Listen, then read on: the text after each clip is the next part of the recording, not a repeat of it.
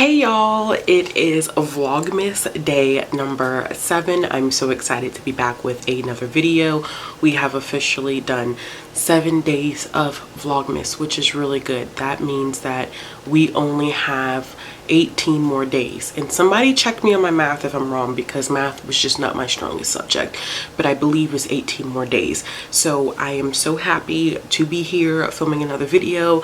The song for today is Merry Christmas Baby, and this is not a Christmas song that is necessarily well known per se. This is one that I grew up listening to. It's usually on a soulful Christmas albums that go around that people usually listen to, especially if you grow up in the Black community.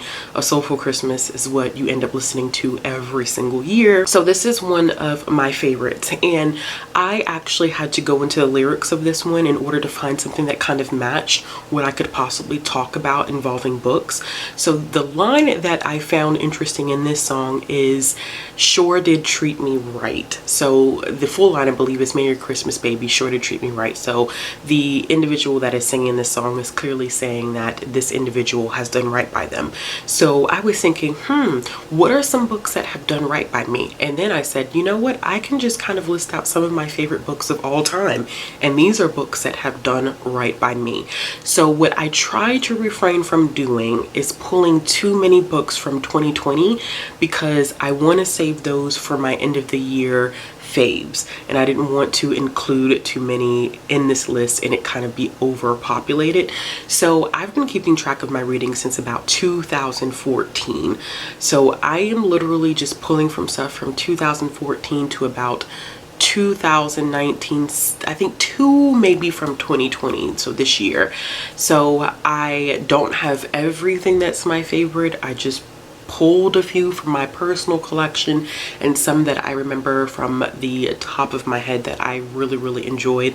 I promise you, by the time that I get finished filming this video, I'm going to be like, oh my gosh, why did I not put this book on it? I can't believe I forgot that book. So I know what's going to happen.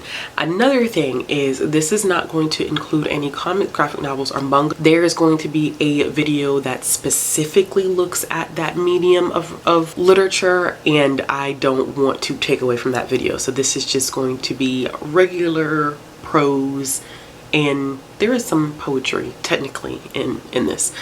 Alright, so let's go ahead and jump in and talk a little bit about the song Merry Christmas Baby. So Merry Christmas Baby is an R&B Christmas song that was written in 1947 by Lou Baxter and Johnny Moore. It was originally recorded by Johnny Moore's Three Blazers, which I have never heard of that group before at all. So this song has been recorded by many artists, including Chuck Berry, Otis Redding, B.B. King, Elvis, Bruce Springsteen, and Christina Aguilera. I believe that the version that I'm used to hearing is the one that has been done by Otis Redding. There has been some significant conflict related to this song. There was an individual by the name of Charles Brown who said that he actually wrote this song when Lou Baxter asked for help after he had some issues with his throat. I can't remember if it was an actual terminal illness or not, but apparently Charles Brown was never credited for having anything to do with the song, and that has been a conflict that has gone on for many of years. The first one that I have on this list is actually a middle grade book, and it is Small Spaces, written by Catherine Arden. I have a copy here somewhere, don't know where it is.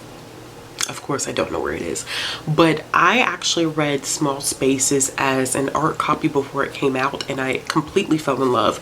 It is super spooky, super atmospheric. It's about a young girl by the name of Ollie who goes through this tragic loss, and she looks to books for solace. So there is a woman that she sees that's about to throw a book into the river, and she completely freaks out and is like, no, don't do that. So she steals the book and she starts reading it, and it is the sinister story. And then her class takes a trip the following day maybe, and they go to this farm that also has a sinister history, and they encounter these weird scarecrows that may or may not possibly come to life. It really was super creepy, but I loved it. I devoured this book in a couple of days. It was so amazing. I love it. If you have not read it, I think you should definitely check it out. Of course, Catherine Arden is well known for her Winter trilogy. I believe that's the name of the trilogy. And I know a lot of people read that trilogy, but definitely if you're into middle grade, give this one a try as well. So of course, I really technically could not make this video without including Anger is a Gift by Mark Oshiro, because of the fact that this was such a powerful book for me this year. And I completely recommended this book over and over and over and over again to anyone that would listen to me. I let people know that it is one that will definitely tear you apart. It is one that I've already talked about in one of my Vlogmas videos, but I think it's such an important book because of the fact that it includes that element of discussing what it means when we police our children and whether it's truly necessary to have police presence at schools. I understand having like a resource officer, but there were some elements to this that just made you think about the way that policing schools send certain messages out to kids. This dealt with police brutality, racism. There was great representation. I just love the writing style. It was well put together. It was just a heartbreaking story, and I appreciate it, and I cannot wait to reread it. But this is one of those books where I need time away from it because of the fact that I know that it's going to eat me up every time I read it. Even if I know what's coming, it's just one of those things where it's like, oh, it's so sad, but so good and definitely well worth the read. The next one that I have on this list is also another one that I read this year, and it is The Deep by River Solomon with David Diggs, William Hudson, and Jonathan Snipes. And this is a short novella that is based off of a couple of different things. So there's a song by The Clipping, and then there's also a song by another group, and I always forget the name of this other group, and I don't know why. I believe that they're called Drexia, and they're the ones who actually started this whole thing, and they developed this whole idea of an underwater community, and then it has been developed into something completely different and so intense. It's such an intense book. It talks about identity and community, the power of memory, the power of forgetting. There is discussion about gender identity, and there is discussions about environmentalism. And if you didn't know, The Deep focuses on a group of underwater mer people that are descendants of pregnant slaves, and there is one person who's supposed to be the historian, meaning that they keep track of everything that has happened to their community, and they are the sole individuals that bear that burden, and they carry that trauma. And we're following our main character by the name of Yetu, and Yetu just can't see herself carrying that burden anymore, and she wants to release that burden, and it kind of follows her journey from there. This is a book that you have to read slowly. This is a book that I do not recommend reading in one sitting. I believe it took me like a week to finish this book because it was just that intense. I think that this is a book that has so much to say within its short, tiny pages, clearly the way I annotated it. And this is one that I believe you really have to dissect to understand, and this is one that you really should reference Own Voices reviewers for. So I definitely would recommend watching the live show that myself, Harley, Chloe, Erica, and Bree did on my channel a while ago. I'll make sure I link it up in the card symbol above. But this is just a phenomenal book. One of my favorite books that I will continue to rant and rave about because it was just that powerful, and I can't believe that it took me until this year to read it when I did my mermaid project, which I will always also link in the card symbol above for you to check out. But if you haven't read The Deep, I highly recommend it. Of course, on this list I had to include the Percy Jackson world. I'm only using this one book, The Battle of the Labyrinth, as a means to represent the 10 books that I have read. So the first 5, as I always talk about, is Percy Jackson and the Olympians, and in the second 5, Percy Jackson and the Heroes of Olympus. I rant and rave about this series because I think it offers a little bit of everything for everybody. I know that sometimes it's a little bit harder for some adults to jump in and appreciate it, but this is one fantasy series that I think has so much adventure and so many different topics and so many things that these kids go through and learn about themselves, and we actually get to see them age and grow up and mature and develop. And this is great for individuals that are like fans of any type of myths or legends or lore, and I genuinely just appreciate this and love it so much. If y'all are watchers of my channel, then you know that I love Percy Jackson. I talk about Percy Jackson all the time.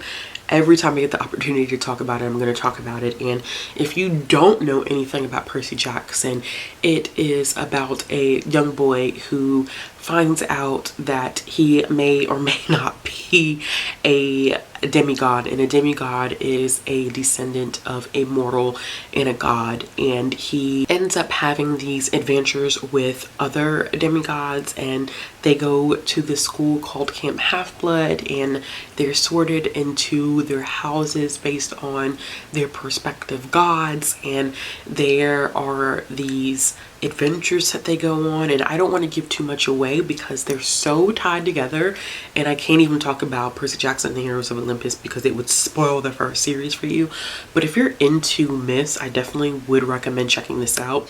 These first books only look at Greek mythology, and the second books look at Greek and Roman mythology, and I love them.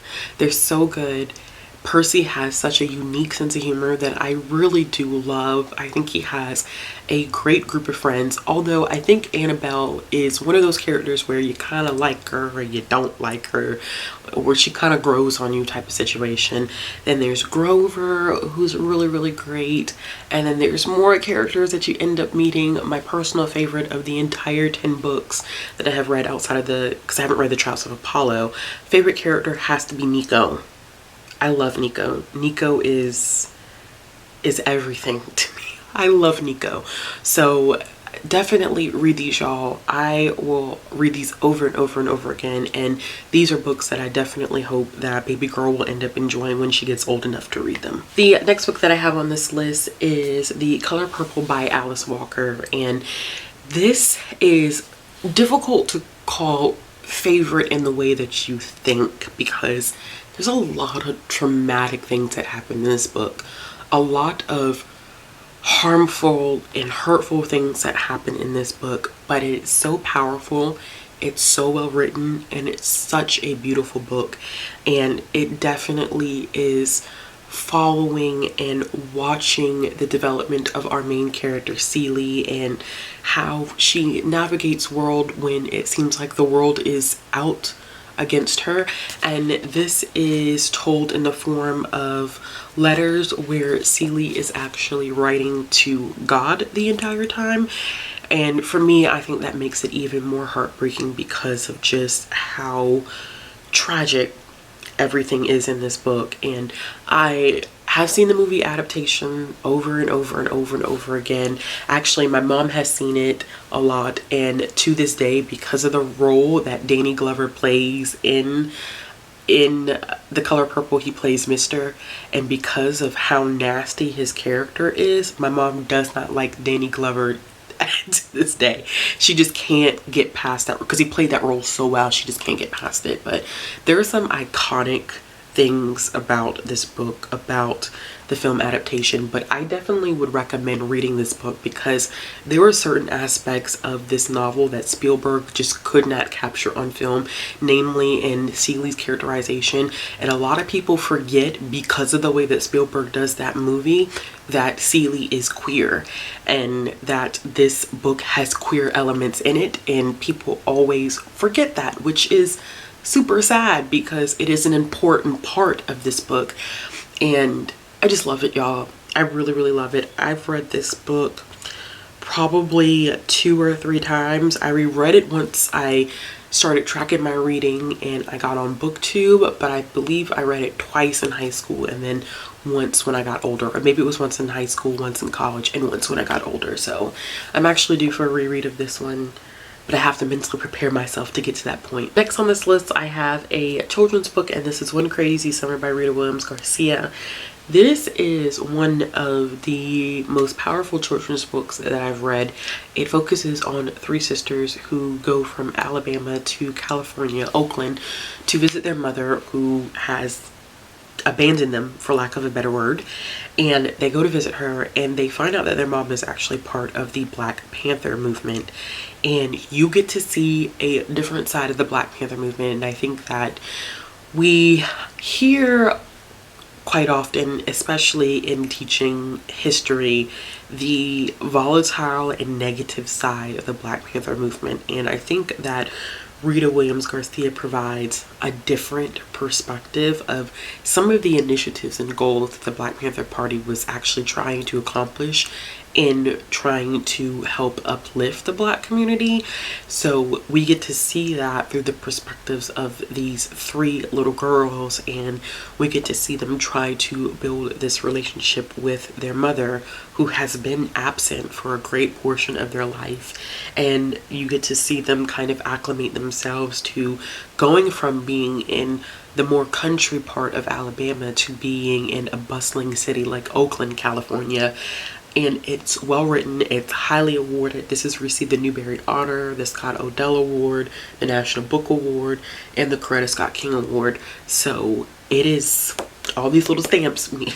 Super important. It is a well-loved book. I still haven't finished the rest of the trilogy, but if the rest of the trilogy is anything like this first book, I'm definitely gonna love it. This is one that definitely will be going to baby girl when she gets older. The next one that I have on this list is American Street by E.B. Savoy, and this one was a National Book Award finalist, which I have a thing for books that end up being National Book Award finalists. I usually end up liking them. Don't know why. That's just usually the way that my mind works. And this is one that's not really talked about. I think that for E.B. Savoy, the books that are talked about more so in her repertoire usually fall underneath Pride, which is her Pride and Prejudice retelling, and then also her short story anthology. This one for me was super important because I think that it captured a lot of different social issues that I was interested in at the moment, and still that I'm interested in today. This follows a young girl who is trying to immigrate from Haiti to the United States, and when she gets to customs with her mom actually can't pass through customs, so she actually has to end up going to Michigan by herself. And you can see just the difference in her experience being part of Black American culture. And this book is a good insight to understanding that Black people are not a monolith at all.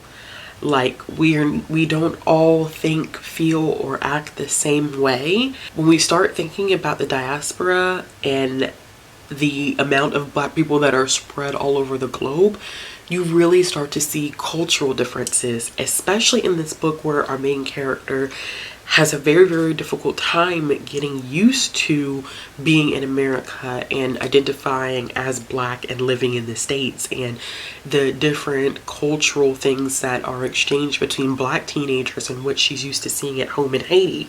And there is some commentary in here that is in relation to the Black Lives Matter movement.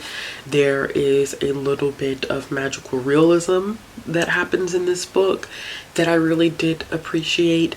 I think that this is probably one of my favorite YA contemporary setting type of books, and I think it's just underappreciated, but I love it. I really, really love it, and I need to reread it because it's been a while since I've actually read it.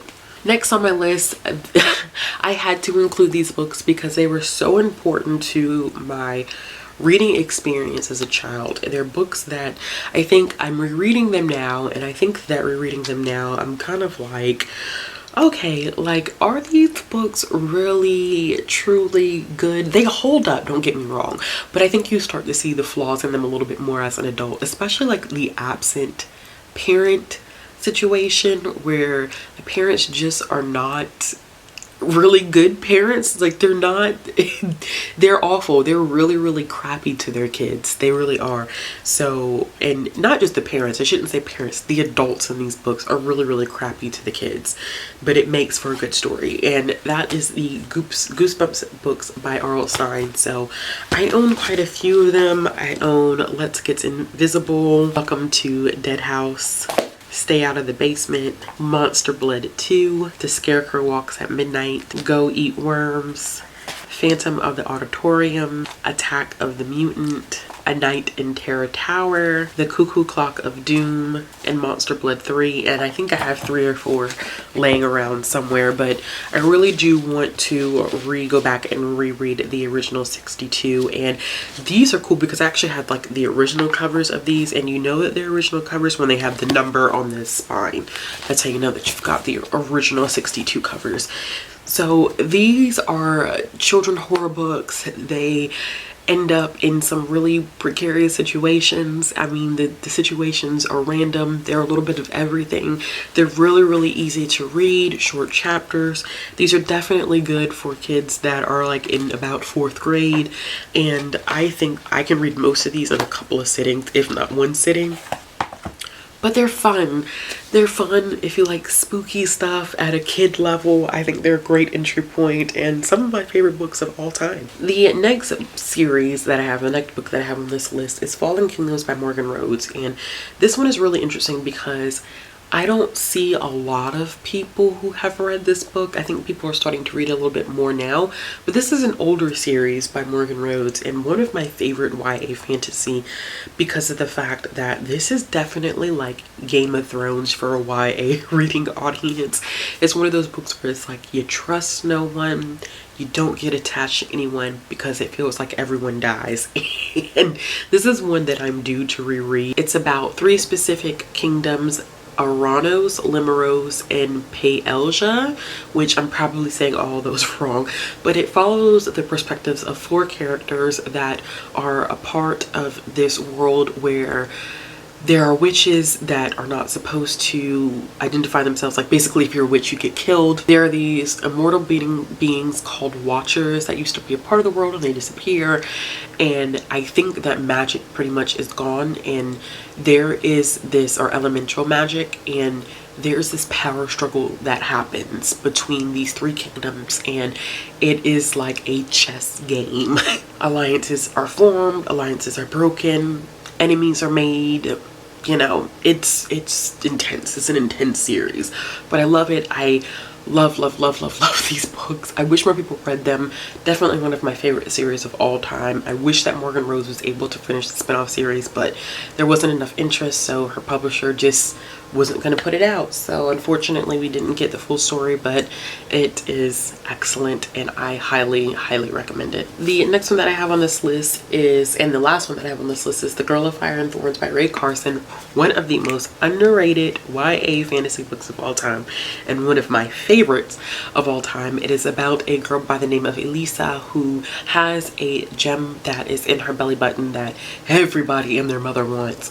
And at the beginning of this novel, she has been sold to, or has been married off. I said sold, not sold, but she's been married off to this king, and she is supposed to help him. I mean, his country's in complete turmoil, but then there's another guy who's kind of interested in her, but not really supposed to be, type of situation.